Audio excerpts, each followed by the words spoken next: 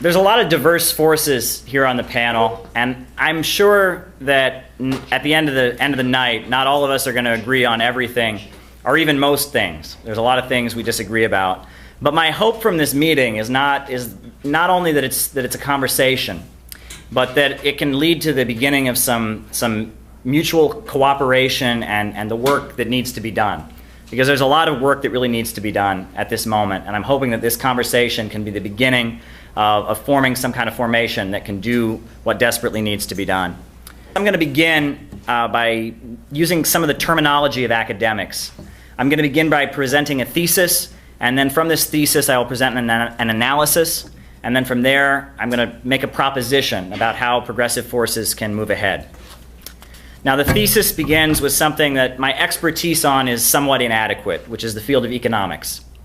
Based on what I've read, I've come to understand that in the United States and in most of the world, we have an economic system called capitalism. In capitalism, the centers of economic power, the factories, the land, the stock market, the natural resources, the industries, all of these things, which for the most part, all of these centers of economic power are for the most part the property of capitalists or owners. And that these factories produce things, these houses get built, these apartments are rented, these stores are shelved, so that the capitalists who own them can make money. And that these capitalists, they compete with each other in order to make profits. And they contend with each other and they fight over different markets. And as they compete with each other, they're constantly trying to make production more and more efficient. And as they compete and new inventions come into existence, the goal is not to make life for everyone else better. It's not to make a better society, but it's to make more profits for these owners. And part of the way that they make production more efficient and they make profits is by eliminating labor. The cheaper you can make something, the fewer people you can hire, the less skilled the person you hire can be, the less you can pay them, and the more profits you can make. And this process eventually leads to a problem. As it continues, more and more workers lose their jobs, and the wages of those who are hired goes down. As the capitalists drive harder and harder to make more profits, the ability of people to buy the products that they make decreases. And pretty soon the market is full of products that can't be sold, and that's a glut. It's what the economist John Maynard Keynes called underconsumption, or Karl Marx called overproduction. And it results in mass layoffs, unemployment, low wages, low prices. And furthermore, my understanding is that when there's a particularly huge advance in the field of technology, that it takes society a long time to adjust, and that there's a long period of a depression or an economic crisis resulting from this advance in the field of technology. So that's the thesis based on economics. So now I'll go to analysis. Now analysis, and the analysis is based on something that I have studied, which is political science and politics. And my understanding is that when capitalist economies enter a period of crisis or a depression, there are two distinct political tendencies that emerge as a result. The first tendency that emerges is among those who are impoverished. Those who don't have jobs, who have seen their incomes slightly or significantly decrease, the people who are losing their homes and their ability to survive, you can call them the newly dispossessed, they begin to gather together. And they begin to take care of each other and function collectively out of economic necessity. People can't survive on their own because of the economic crisis, so they begin to depend on each other. I think some people call it mutual aid. And eventually these combinations or groupings of people who have been cast out of the economy, they move from simply being mutual aid and cooperation to actually making demands on the power structure. They begin to confront society at large, especially the rich. They begin to demand that there be some relief of their suffering. They demand things like jobs and housing and education and health care. And we can call this first political tendency that arises in a period of economic crisis, we can call it the communalism. I don't really want to call it socialism or communism because it can express itself many different ways ideologically. A lot of times the trade unions will play this role and they'll have like a left political orientation, but in some societies you can see religious organizations or nationalist organizations playing this role. This ideology, this movement that you can say, it emerges, and it's a way of people demanding economic reform and fomenting social unrest. So while this first political tendency emerges, you get a second political tendency. As the economic situation gets worse and the profits of the business owners go down and the resistance of the people increases, the circles of power see a need for society to be less democratic. They see a need for society to function in a more tightly organized way. More power is given to the military and policing organizations. while at the same time power is taken away from democratic and elected bodies. Civil liberties like freedom of speech, freedom of assembly, freedom of religion, and the right to privacy are eroded. Feelings of national chauvinism, racism, and hate are promoted. Titanic efforts to redirect the anger of the people away from the rich and powerful and at some scapegoat, whether it be a foreign country or a minority within the country, are taken up.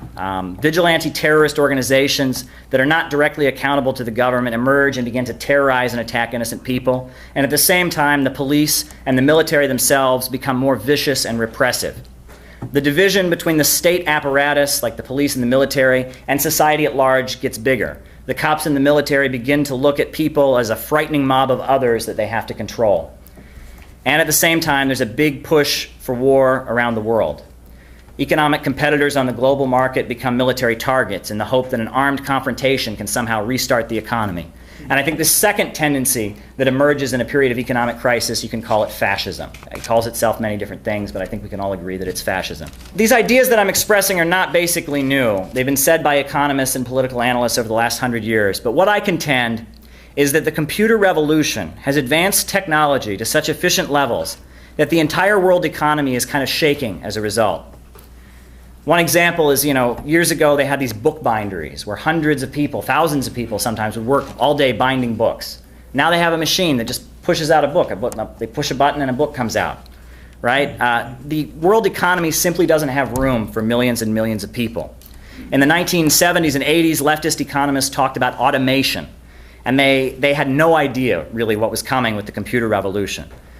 People in Latin America are fleeing to this country. People in Africa and the Middle East are fleeing to Europe. People in Southeast Asia, Indonesia, and the Philippines are spreading out all across the world. Within the United States, young workers are fleeing from the South and the Midwest to the coasts.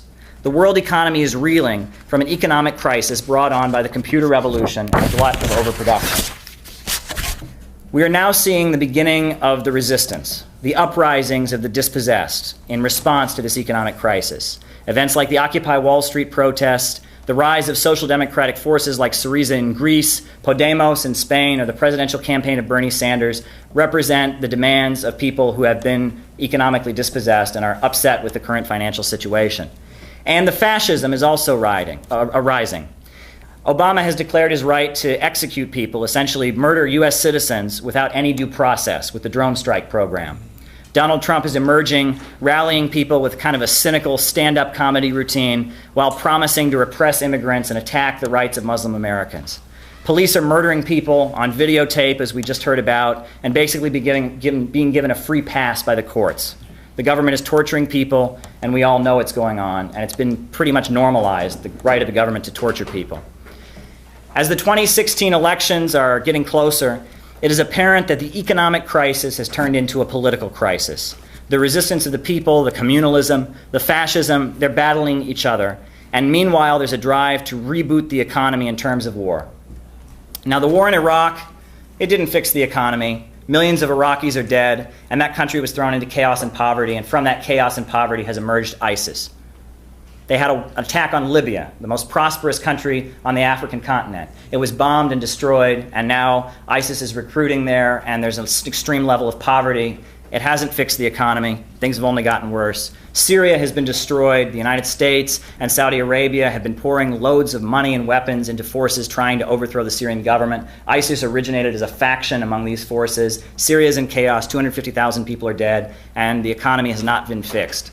So now the rich and powerful are gradually moving closer to talking about taking an even bigger gamble. A war with Russia, a war with China, a war with the Islamic Republic of Iran would be far more disastrous than anything we saw in a war with Iraq, Libya, or Syria. This wouldn't be a regime change operation. This would be a huge global confrontation. We're talking about World War III.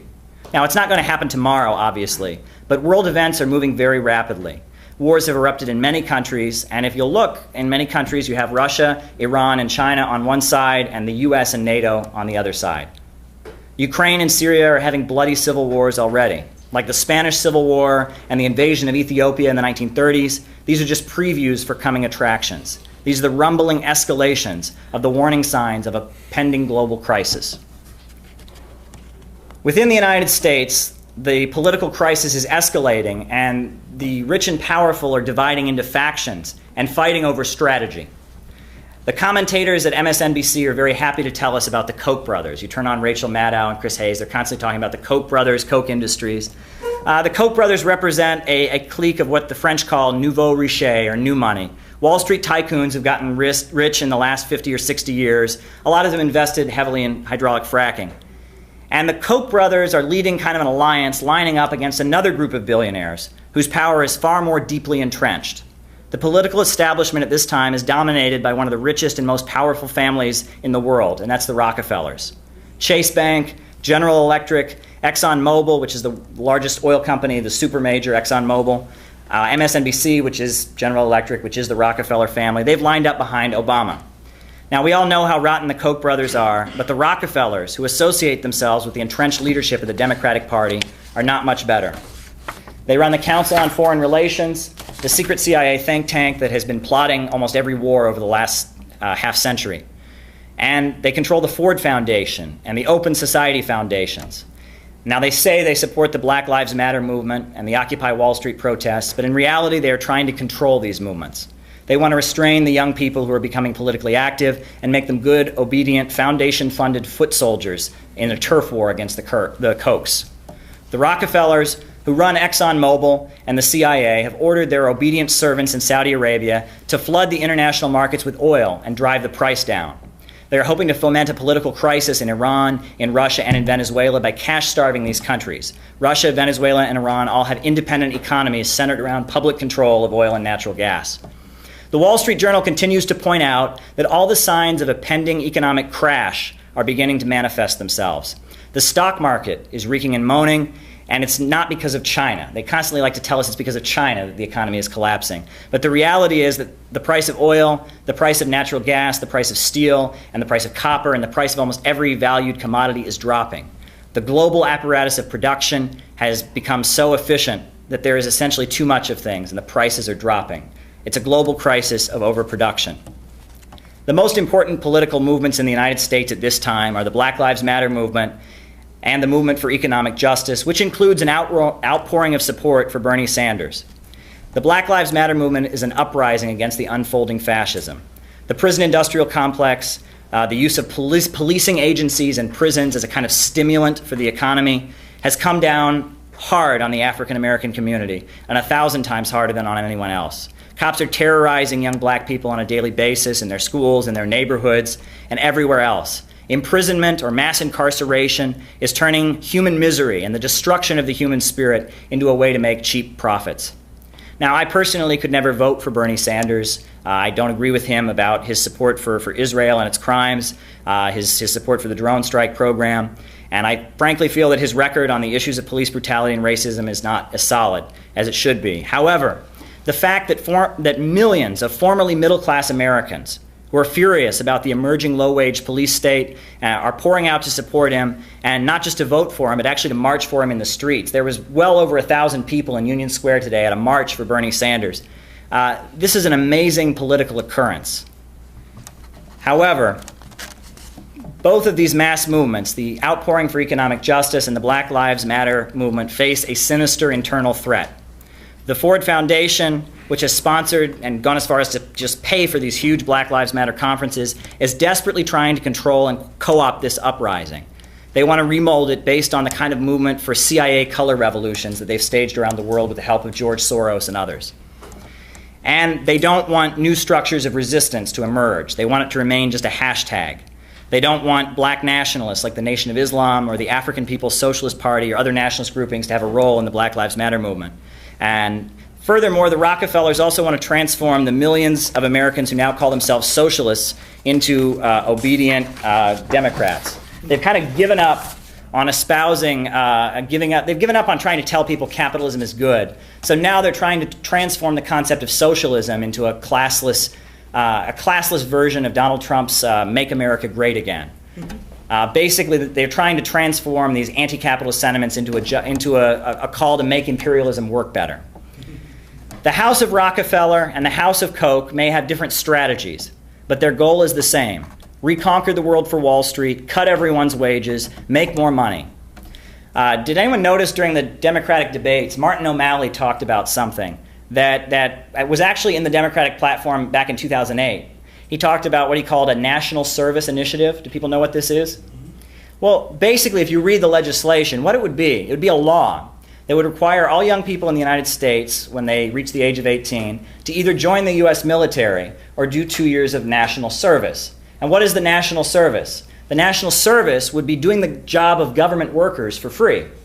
That's basically what it would be. They would lay off teachers and postal workers and make young people go out and volunteer by doing it. Now, what is that? That's nothing like Franklin Delano Roosevelt's program for the Works Progress Administration, hiring the unemployed to do useful work. This is a plan to cut the good-paying government jobs and it's an austerity program. Biden talked about it in 2008. Now, the Rockefellers and the Kochs, they both want a low-wage police state, and they both want to escalate the confrontation and move closer to World War III. They don't agree about how to get there, but they have the same destination. But the upsurge that is taking place right now, the protests against police brutality, the booming echo of anti-capitalist agitation coming from supporters of Bernie Sanders, it's an amazing opportunity. And there is an urgent necessity to bring anti-imperialist politics into this movement.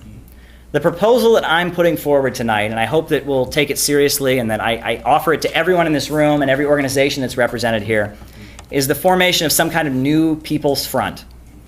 The left has a whole alphabet soup of parties, but I want a real coalition, a group of people who don't agree on everything, but can agree on some specific concrete demands.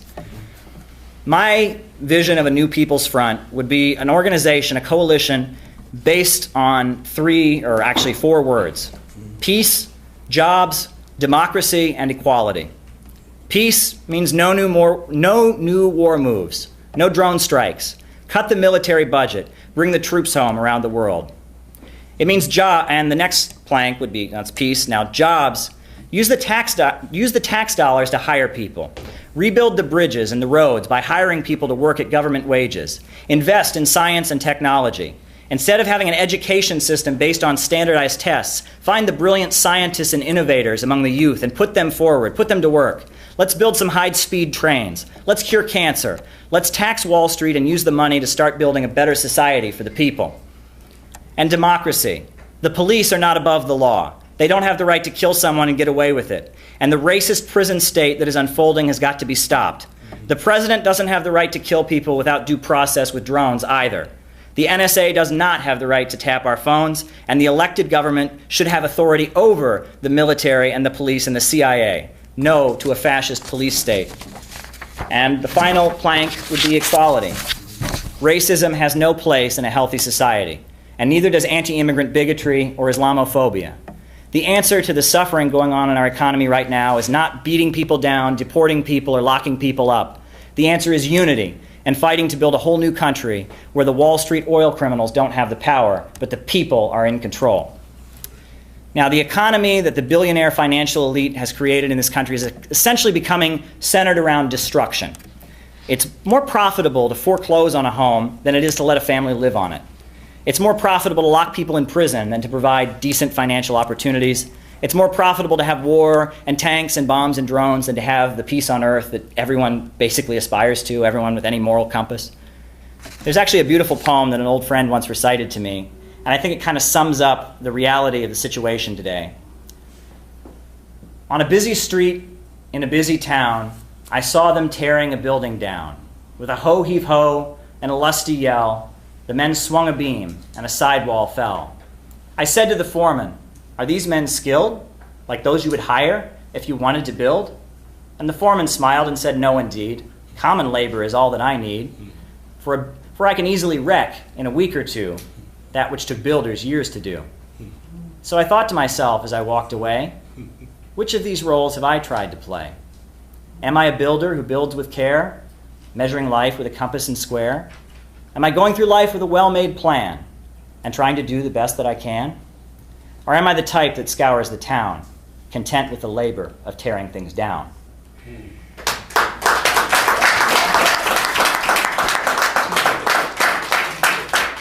I've been an activist for almost a decade now. I'm young. I don't have very much experience, but I think it's time to start building a movement to reject Wall Street and its plans to turn this country into a low-wage police state.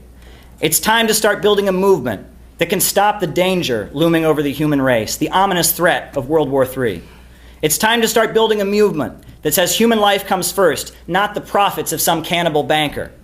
It's time to start building a movement that can transform this upsurge of primitive anger into a boiling movement for an entire new country.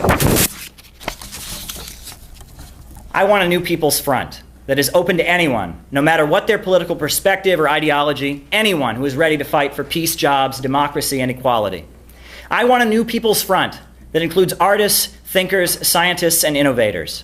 I want a new People's Front that can include black nationalism, one of the most important movements in this country. I want a new People's Front that can unleash the youth to do amazing things, take bold risks, and struggle like never before.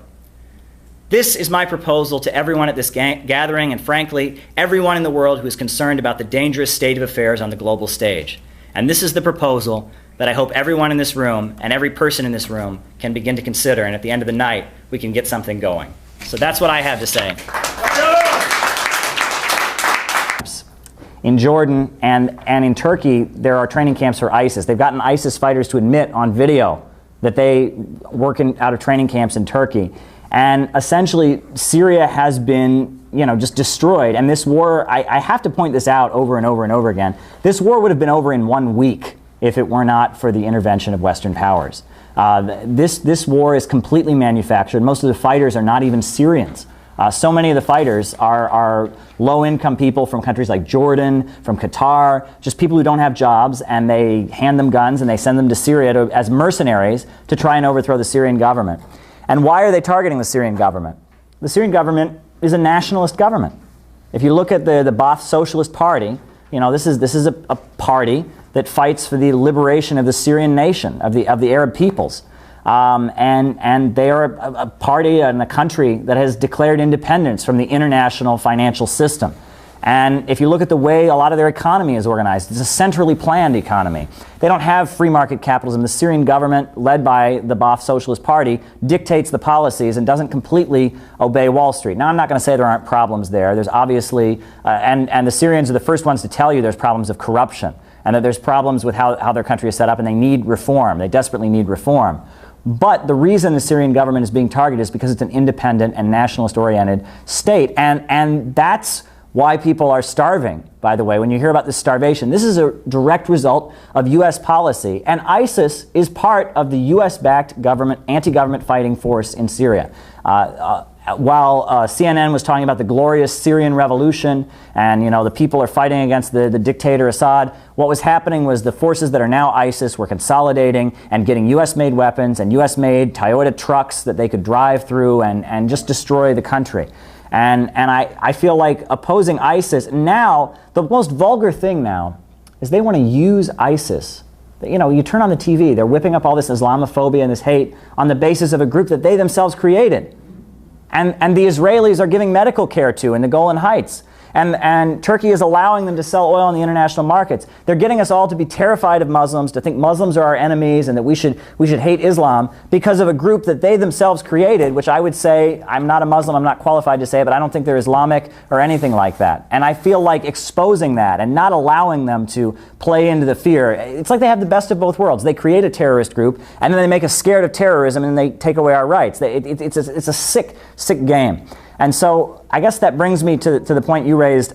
I don't know exactly what you were pointing out about a third faction in the ruling class, but I'd really like to talk to you afterwards because I want to learn. You're talking about technocrats. Well, you could divide the ruling class into many factions. When I said the Koch brothers and the Rockefellers, there's a million factions, and the Rockefeller oil is very important, and Koch represents one faction in the oil cartels, and Rockefellers represent another faction. Koch is aligned with Republicans. Rockefellers are with the Democrats, but it divides a million ways into a million places. And one thing that I think really needs to be pointed out is I don't think that the idea that we have, quote, U.S. imperialism, British imperialism, French imperialism, and German imperialism is really modern. I think that we're at the point where there's almost an international imperialism. When Dakim spoke, he talked about the labor aristocracy. A lot of older folks can talk about the 50s, and they say, oh, wasn't it the good old days when, you know, the U.S. was on top of the world? And part of imperialism is the building up of what they call like a labor aristocracy, the loyal, you know, people who make so much money that they may be workers, but they still think like capitalists, and they sympathize with their bosses. And that's an attribute of imperialism when it has a homeland and when it has a domestic loyalty. But if you look at the international banking elite, the people in oil, they're not really loyal to the United States. They're not trying to build up a labor aristocracy here and line the U.S. And make people here richer so they can beat down the rest of the world. They're destroying the labor aristocracy. They're systemically dropping the wages. The labor aristocracy, they talk about the construction workers and the auto workers and all them. And all these people, they're not seeing their wages rise as the bourgeoisie is getting stronger. In fact, they're seeing their wages go down. It's almost like what they did to the third world in order to enrich the first world, they've now turned around and they're starting to do to the first world. And they're creating one global financial system, one global financial dictatorship to drop the wages of everyone and just turn the entire planet into a low-wage prison in some places and a chaotic civil war never ending in other parts of the world. That's the goal. And I feel like that's why I strongly support all the countries that have broken out of that system. No matter what their perspective, no matter what their ideology, any part of the world that has declared independence from that global setup, from that international financial dictatorship, I think has to be supported. And that there needs to be a section of the beautiful uprising going around Black Lives Matter now and around the economic justice issues and the Bernie Sanders. There needs to be a section that realizes that Russia is not our enemy, China is not our enemy, Iran is not our enemy. None of these countries are our enemies. Our enemies are on Wall Street, they're in the London Stock Exchange, they're in Tel Aviv, they're in Frankfurt, Germany, they're all the international headquarters of banking and finance where these global elites are just destroying the planet and gearing up for World War III. That's who we should be fighting against. And that's kind of my message, and that's my thought, and that's my hope. And something desperately needs to be done, and we're not all going to agree with each other at the end of the night, but I want this meeting to turn into an organization. I want this to turn into an organization and something that can come out of this. Everyone who signed that contact sheet is going to get an email. We're going to have another meeting. And we're going to talk about doing some real action, whether demonstrations, protests at the UN, community organizing. Something needs to be done to stop the drive toward fascism and war. Thank you.